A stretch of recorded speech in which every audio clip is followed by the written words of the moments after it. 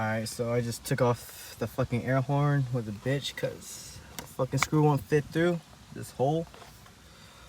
And next stop is to fucking take off this bolt. And I should be able to yank this off to get everything, but I need to disconnect some of these wires to get through it. I got the quick release done with the car. And right now we're working on the headers. Unbolting it. Headers right there. Yep.